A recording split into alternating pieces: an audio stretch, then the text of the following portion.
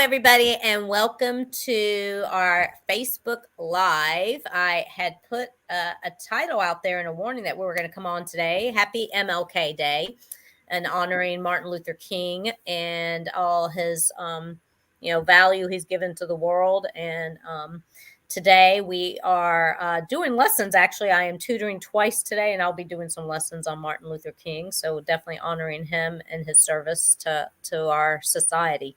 And so since we as educators are off today, we decided to come on live and do a little information on a service we are offering at Dynamis Learning that's called Academic Course Selection. There will be a blog coming out on that as well.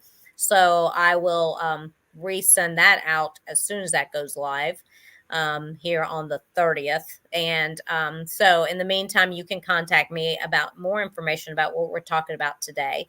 But this is for 6th through 12th graders and parents who have 6th through 12th graders. I am Helen Panos, for those of you that don't know me, owner of Dynamis Learning Academy, or Dynamis Learning now. And I have one of my tutors. She's a high school tutor, Erica Britton. She is in a Fulton County high school, and I'll let her give you a little more background about herself. Hello, Erica. Hey, Helen. Thanks for having me today. So as Helen said, I am a high school science teacher. I've taught a little bit of middle school, but primarily most of my experience is in the high school realm. But because of that, I have to know all that connects together, because when you teach science, you have to know where their math ability is. You have to know where their English ability and their Lexile is and all of that. So it's actually put me in a pretty good position to kind of help you with this project. Yes. And so we're going to talk about academic course selection. I have the middle school experience, and so does Erica, actually. You were in middle school for a while. And then she has the high school experience. So really, with all the course selections out there, pathways to college nowadays, not the way it used to be and the way we may be thinking as adults, because we didn't have these choices. It's changed. So there's a lot more things to look at and decide ahead of time which way your child should be going, depending on your child and their needs and what they want to do. Mm-hmm. So let's talk about what this academic planning really is. It's probably not what you're thinking, folks. It's more, when you hear that term, you're thinking, oh, 10th, 11th, and 12th graders. But that's not all it really is. It's a lot more, like I just said. You need to be thinking well in advance if you have even a 5th grader, right? So what's that? I said you do. You definitely do. Yeah. So Erica, can you tell everyone what is academic course selection, academic planning, in this case, the way we at Dynamis Learning are defining it? So let's back up a little bit. Let's talk a bit about what the state of Georgia used to do compared to what they do now. And I know that some of you watching this might be in a different state, and we will help you figure this out if you choose to do it once you hear a little more about what we're doing. The state of Georgia, when I started teaching back in the early 2000s, had multiple tracks toward graduation. You had the college prep track, you had the vocational or trade track, and you had really what they called the remedial track. So they were putting kids in totally based on ability, and it was really hard for kids to go from one track to another so that they could move up or down, perhaps, in certain subjects if they needed to. So here comes, the dot-com bust in the late 2000s. And when I go back in the classroom after having my daughter, they've gotten rid of those 3 tracks, to where now everybody is on what we call the standard Georgia diploma, unless they are receiving the alternative diploma. Now, the students who receive the alternative diploma are ones who are in what a lot of schools call their MO, MI, or SIDPID programs. So students who have severe disabilities or, nonverbal autism or things like that, where they need a definite different program that is more life skills based compared to content based. Mm-hmm. So this content based diploma now requires that you have 4 English, 4 math, 3 very specific social studies classes, 4 science, at least a pathway, of which a foreign language could count as one, a semester of health, a semester of personal fitness, and 4 academic electives. Well, choosing those courses where you start in middle school, which means where you ended up in elementary, kind of determines what pathways you can take as you go through. Yeah, that's true. There's a So lot of sometimes it's choices really out hard there. to go from one path to another. Yeah. That's why we're here today, folks, is to tell you that there's more than what probably your high school counselors are going to tell you about. They're really not. Is that Okay. right? Can you hear me, Erica? Are you live? You good? Okay. Repeat that. Look like you froze. Yeah. So why should parents and students build an academic plan? Can you hear me? Nope. Okay. Nope. You're the one that's freezing. You're the one Oh, going in and out. If you huh. can. Uh-oh. Yeah, Don't know. barely. There's a delay. Oh. Hmm. I don't know why that is. Maybe we try it again. I don't know. Let me get out and come back in then. Let's see if that'll work. You could just stay there. Let me see if I can come out. Okay.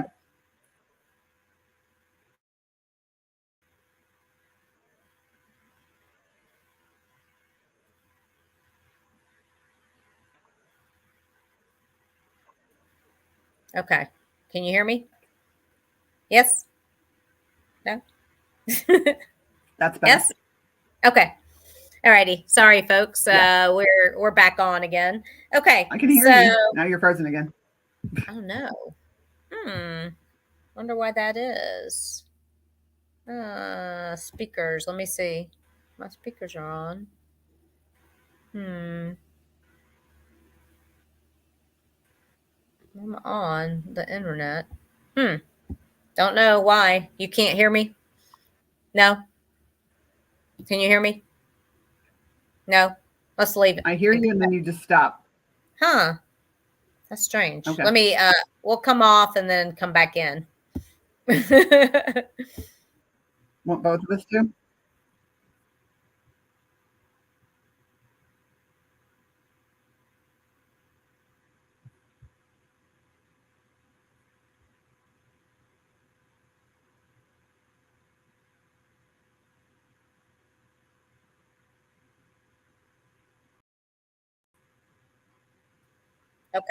Let's see if that works. Does that work?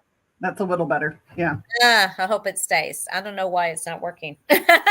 So No clue. let's let's try this. Why should parents and students build an academic plan?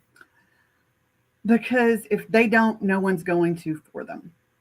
And the reason I say that is, we think of, well, we've got the school counselor, they'll tell me what to teach or take, or the teacher will tell me what to take. By the time someone tells you what to take, it may be too late to get it in the right time for whatever goal you or your student has. So that can be a problem for sure. Because a Well, lot of schools will do a graduation, what we call status check, but they don't do that till junior year. That's too late. And if your kid's looking at dual enrollment or AP, looking at some of the more competitive schools to get in, the discussion needs to be had well before freshman year, so that they're taking the right classes when they start high school, so that they're ready to go when they hit high school and whatever that goal is beyond there. mhm. And I know if kids are looking to get in the gifted program, it's best to get them in from elementary school. Number one, it's easier, uh, parents, and also, that already sets the path of the way they want to go into high school. And you're Mm-hmm. already in a gifted program by sixth or seventh grade and not waiting till eighth grade to try to get them in. I know when I was testing for gifted, there were very few I would have to do in eighth grade, but when I would do those, I mean, I felt like, oh gosh, that's a little late to be getting into the gifted. It's like they lost out on the sixth and seventh grade years. They But lost out on that rigor, but then, we've talked about a tutor that we've both worked with before who thought the school was putting him in the right classes, and that totally impacted where he did his bachelor's at compared to where he did his master's at. And depending on what your students' goals are, having that set up from the get-go is so crucial. mm-hmm. So, how can an academic plan help a student in high school and beyond? Well, one, it sets them up to make sure they're meeting those graduation requirements at a level that is appropriate for that child. Just because a kid is labeled gifted and talented doesn't mean they're gifted and talented in all subjects. It doesn't mean they enjoy them all. So does it mean that they need to be taking AP or dual enrollment courses in all of those? No, not necessarily. Should they be taking the highest level of rigor that they can?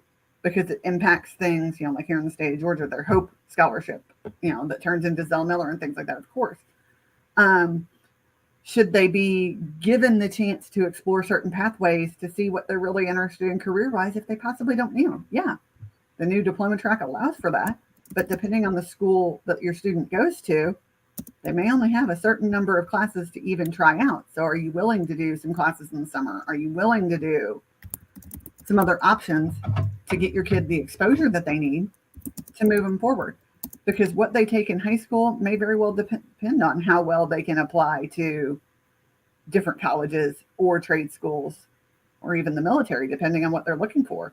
And or if they're looking at even going into the workforce. Did they take some sort of trade course that gets them some sort of certification at the end that is just as good as going to college or better possibly, so that they can go enter the workforce and do what they feel like is going to make them successful? And this academic plan is just that. It's a plan. It's not written on a tableau stone with a chisel that you can't change. It is a living and breathing document that your kid ought to be editing as we go. I know, Helen, you and I have talked about my daughter and her building, us building hers. I got in the car the other night, picked her up from rehearsal, and unprompted, she looks at me and goes, "Well, I've changed my plan again today. I sent you a copy." I said, "Okay." And so for some kids, that empowerment of they've got control is huge, that it's not, their education is not being done to them. It's being done with them and for them. Right. Exactly. Yep. That's true. So, well, thank you very much for taking your day off for a few minutes, Erica, to come on with me. Folks, if you want to learn a lot more, we only just barely touched the surface here. If you want to learn more about what this all involves, I've put my business phone number there. You can text me at that 770-282-9931. And we can talk about what all is involved in the steps. It's really easy and simple. And then Erica gets on a Zoom call with you and designs the plan. That's the end product. So we are happy to have a conversation with you about this. And I can tell you pricing and all that. It's very, very affordable and something I think everybody should be doing because, like Erica said, I think it helps children also kind of take an ownership in what they're doing and where they're going. And why, you get a lot of questions like this. Why are we doing this math? Or why are we doing this? Or, teachers get those questions all the time. And now you can just point them to a plan. This is why you're doing it. And the plan should be in front of them all the time. It's called a goal. So thank you very much again, Erica, and everyone. Have a great rest of your holiday and week. Take care for now. Bye. Bye.